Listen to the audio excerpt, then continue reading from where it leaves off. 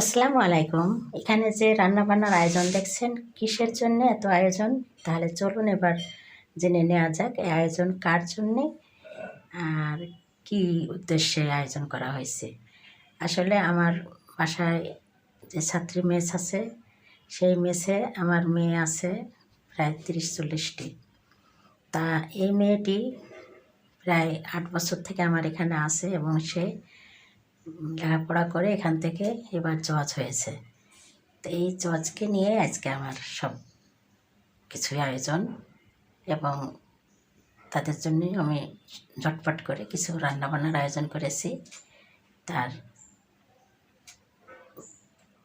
ভাইভাতে টিকে যাওয়ার আনন্দে সেটাই নিয়ে আমরা সবাই সেলিব্রেট করছি। তো এবার জজ সাহেবের কাছ থেকে জেনে নিন তার অনুভূতি, তার অভিজ্ঞতা। হ্যাঁ মোমো, জি আন্টি। এই তো আমাদের ছোট জজ সাহেবা। তা কেমন লাগছে তোমার অনুভূতি? আলহামদুলিল্লাহ আন্টি, আল্লাহর কাছে লাখ লাখ শুক্রিয়া যে আল্লাহ আমাকে কবুল করেছেন। হ্যাঁ, আল্লাহর কাছে কোটি কোটি শুক্রিয়া যে আপনাদের দোয়া এবং আল্লাহর রহমতে আমি এত বড় একটা, এত সম্মানজনক একটা পদে এত অল্প বয়সে অধিষ্ঠিত হতে পেরেছি, এবং এটা আসলে আপনাদের দোয়া ছাড়া সম্ভব ছিল না। তুমি আমাদের এখানে কত বছর থেকে আসো? আন্টি এই 2023-এ অষ্টম বর্ষ, 7 বছর পুরো হয়েছে এবং অষ্টম বর্ষ এটা, 8 বছর হতে চলেছে যে আমি এই একই বাসায় একই রুমে একটানা। কেমন লাগলো তোমার এই অনুভূতিটা? কেমন এই 8 বছরে তুমি কি অভিজ্ঞতা অর্জন করলে? তোমার কেমন লাগলো থাকতে? কি পেলে তুমি? না পাওয়া ব্যথা বেদনা তুমি সবই বলতে পারো। হ্যাঁ আন্টি, সাধারণত যেটা হয় যে আমরা যখন বাসা থেকে পড়াশোনার উদ্দেশ্যে বিশ্ববিদ্যালয়ে আসি, তখন যেটা হয় যে আমরা যেখানে থাকি সেটা হল হতে পারে, হোস্টেল হতে পারে, মেস হতে পারে, বা কোনো বাসা হতে পারে। তো ওটা আমরা নর্মালি বলি যে ওটা আমাদের সেকেন্ড হোম। কিন্তু একটানা এতগুলো বছর এভাবে থাকার পরে এখন আমার কাছে মনে হচ্ছে যে এটাই আমার ফার্স্ট হোম। এবং এখন আসলে সবকিছু যা কিছু আমি অর্জন করার উদ্দেশ্যে রাজশাহীতে এসেছিলাম, এতদিনের পরিশ্রম, এতদিনের সাধনা, আল্লাহর রহমতে সেটা অর্জন হয়ে গিয়েছে এবং আল্লাহ সেটা আমাকে দিয়েছেন। এখন আসলে রাজশাহীতে থাকার আমার আর তেমন কোনো কারণ নেই, কিন্তু তারপরেও আমার কেন যেন ছাড়তে ইচ্ছা করছে না। আমার মনে হচ্ছে যে আরো কোনো কারণ থাকতো যাতে আমি রাজশাহীতে আরো কিছুদিন থাকতে পারতাম। এবং এই রুমটা আমার, এই বাসাটা আমার আঙ্কেল আন্টি যারা আমার এখানে সব সময় আমার মাথার উপর একটা বট গাছ হয়েছিলেন, আপনারা দুইজন, কখনো বাসার ঘাটতিটা অনুভূতি হয় নাই এবং অনুভব হয়নি। এবং আমার ফ্ল্যাটমেট যারা, এটা একটা অনেক বড় ব্লেসিং আমি মনে করি যে কিছু ভালো ফ্ল্যাটমেট পাওয়া। কারণ 24 ঘন্টা আমি যেখানে থাকছি ওই পরিবেশটা যদি পড়াশোনার উপযোগী না হয়, ওই পরিবেশটা যদি নিরিবিলি বা শান্তিপূর্ণ একটা পরিবেশ না হয়, তাহলে আসলে মন মতো পড়াশোনা করা যায় না। তো এই সকল কিছু এনশিওর করেছেন আপনারা।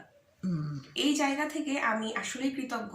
এবং আমার মনে হয় যে খুব কম এমন হয়েছে যে কোনো বাড়িওয়ালা যারা তাদের ভাড়াটিয়ার জন্য, অথবা আসলে আন্টি আঙ্কেল তো আমাদেরকে ভাড়াটিয়া হিসেবে দেখেনও নি, এটা বলাটাও ভুল হয়, সবসময় মেয়ের মতোই দেখেছেন, যে তাদের জন্য একটা দোয়া মাহফিলের আয়োজন করে যে আমার একটা মেয়ে প্রিলিতে উত্তীর্ণ হলো বা লিখিত পরীক্ষায় উত্তীর্ণ হলো, সে যেন রিটেনে পাশ করে ভাইবা ভালোভাবে উতরিয়ে সে যেন সফল কাম হয়। এই উদ্দেশ্যে সকলকে একত্রিত করে একটা দোয়া মাহফিলের আয়োজন করে এবং সার্বক্ষণিক সাহস দেওয়া, এই ব্যাপারগুলো আমার অন্তত কোথাও চোখে পড়েনি, যেটা আপনারা আমার জন্য আয়োজন করেছেন। এবং ওই জিনিসটা আমাকে খুবই মোটিভেট করেছে, খুবই ইন্সপায়ার করেছে। এবং কিছু কিছু ক্ষেত্রে আমার খুব মনে হতো যে আমার বাবা মার চাইতেও মনে হয় আন্টি আঙ্কেল বেশি চাচ্ছে যে না, আমার মেয়েটা এখান থেকে একটা জজ হয়ে বের হোক বা একটা ম্যাজিস্ট্রেট হয়ে বের হোক। তো আন্টি, সর্বোপরি আমার কাছে যেটা মনে হয়েছে যে আমি এখানে ভাড়া থাকিনি বা আমি এখানে ভাড়াটিয়া হিসেবে থাকিনি, আমি এখানে অস্থায়ীভাবে থাকিনি, এটা আমার নিজেরই একটা বাড়ি মনে হয়েছে।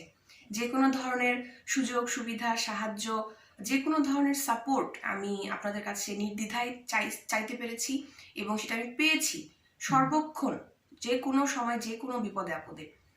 তো আর আমার ফ্ল্যাটমেটদের কথা এটা আসলে না বললেই না, যে তারা আমি পরীক্ষার আগে দীর্ঘদিন এমন হয়েছে যে আমাদের যখন নির্দিষ্ট সময়ে খাবার পানি ধরতে হয়, আমি ভুলেই গিয়েছি যে এই টাইমে আমাকে খাবার পানি ধরতে হবে। একের জন্য হয়তো খাবার পানি ধরে আমার রুমে দিয়ে গিয়েছে, বা আমি যখন ঘুমাচ্ছি তারা সেটা খেয়াল রাখে যে আপু এখন ঘুমাচ্ছে, এখন আমরা চিৎকার চেঁচামেচি না করি।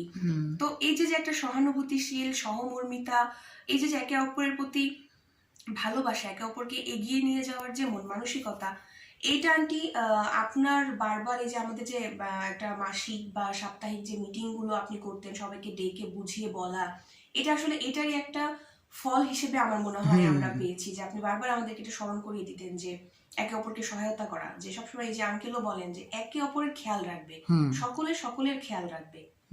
তো এই জায়গা থেকে আমার কাছে মনে হয়েছে যে আমার ফ্ল্যাটের যে আমরা 12 জন বা 13 জন যাই থেকেছি একসাথে, এটাও একটা ফ্যামিলি। এবং আমাদের গার্জিয়ান আপনারা যারা আমাদের মাথার উপর সব সময় একটা ছায়া হয়ে থেকেছেন। তো সব মিলিয়ে আমাদের সুস্বাস্থ্য, আমাদের নিরাপত্তা, আমাদের সুরক্ষা, আমাদের যে কোনো সমস্যার সমাধান আমরা আপনাদের কাছে পেয়েছি। তো এখন আসলে যে উদ্দেশ্যে এসেছিলাম সেই উদ্দেশ্য আল্লাহ কবুল করেছেন, সফলকাম হয়েছে আলহামদুলিল্লাহ।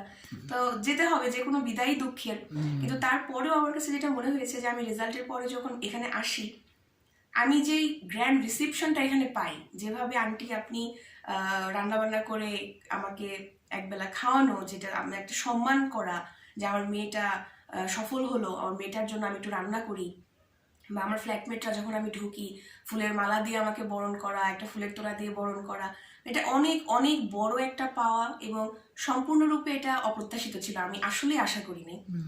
এই যে ভালোবাসা, এটাই আমার কাছে মনে হয় যে আমি নিয়ে যাব এখান থেকে, সেটাই, এই ভালোবাসাটাই আমি নিয়ে যাব, এবং সব সময় আমার কৃতজ্ঞতা থাকবে আপনাদের প্রতি।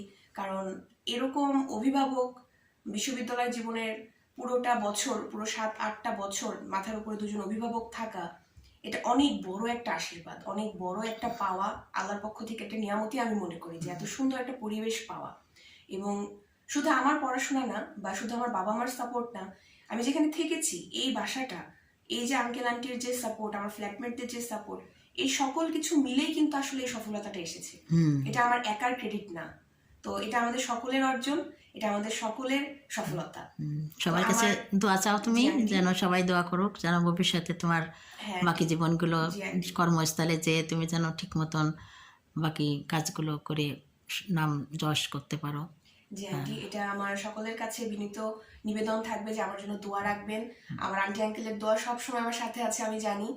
আর আপনাদের সকলের কাছেও আমি দোয়া চাইবো যেন আন্টি আঙ্কেলকে আল্লাহ নেক হায়াত দান করেন, তারা হজে যাচ্ছেন, তারাও যেন সুস্থ সবলভাবে ফিরে আসতে পারেন, তারা যেন সফলভাবে তাদের হজ, তারা যে এই মহৎ উদ্দেশ্যে যাচ্ছেন, তাদের যে নেক উদ্দেশ্যে যাচ্ছেন, সেটা যেন আল্লাহ কবুল করেন, তারা যেন সফলভাবে হজ পূরণ করে, তারা হজ পালন করে তারা চলে আসতে পারেন। এবং আন্টি আঙ্কেল যেন আরো অনেক দিন সুস্থ থাকেন, দীর্ঘায়িত হোক তাদের আয়ু, যেন আন্টি আঙ্কেল আমাকে আরো সফল হয়ে দেখে যেতে পারেন। এবং আন্টি আঙ্কেলের জন্য আমার সবসময় ভালোবাসা, সম্মান এবং দোয়া থাকবে, যেন তারা সবসময় ভালো থাকে। ঠিক আছে, ভালো থাকো। জি আন্টি। তা এই পর্যন্ত আজকের মতো আপনাদের সঙ্গে মত বিনিময় হলো, আবার দেখা হবে ইনশাল্লাহ।